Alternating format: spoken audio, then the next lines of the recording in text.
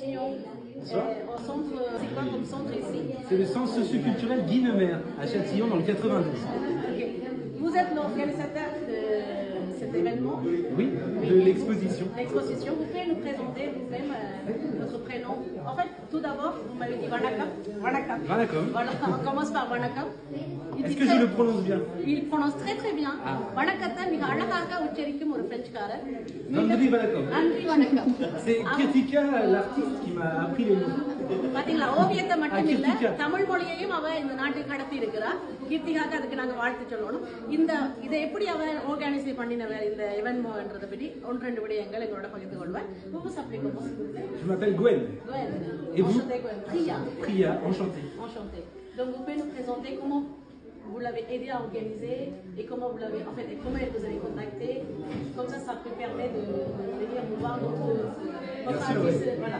Alors Kirtika, du coup, l'artiste est venue nous voir ici parce qu'elle a 2 enfants. Donc on a un centre socioculturel, on a une halte garderie, on fait des ateliers pour les parents, pour les enfants, des sorties. Et on fait aussi l'apprentissage du français ici pour les personnes étrangères et migrantes. Donc ça permet aussi d'apprendre le français quand on arrive en France. Et Kirtika voulait aussi apprendre le français. Et après on a discuté, elle m'a expliqué qu'elle était artiste, qu'elle faisait des peintures et qu'elle avait fait les beaux-arts, notamment en Angleterre, où elle avait vécu plusieurs années. Et donc je lui ai dit, ici on organise des expositions tous les mois, toutes les 3 semaines. Donc est-ce que ça vous dirait de me montrer vos peintures pour qu'on voit si on peut faire quelque chose ensemble ici au centre Guy Neumer? Et elle m'a montré, j'ai trouvé ça super beau, magnifique, un beau message en plus avec ces portraits de femmes. Et on a trouvé la date du coup qui correspondait à la veille de la journée du droit des femmes. Et j'ai trouvé que ça correspondait parfaitement du coup à aussi l'idée du centre socioculturel, le vivre ensemble, le partage, la solidarité, et toutes ces couleurs aussi qui sont magnifiques et qui représentent bien, je trouve, la communauté tamoule. Communauté tamoule et surtout le soleil. Et le soleil. Et les miens, l'oiseau pan. Le pan, oui, c'est ça. Ça représente quoi le pan pour les tamouls?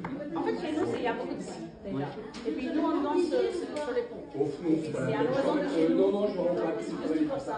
Et vous avez tous des plumes de pan comme ça chez vous? On peut ramasser. On peut ramasser. On peut ramasser. On n'a pas le droit de piquer, mais oui, on peut ramasser. Quand ça tombe, oui. c'est ça. On garde sur les prières. On peut trouver partout les plumes de pan. C'est magnifique. Oui, ça signifie la religion, la langue, la culture d'origine.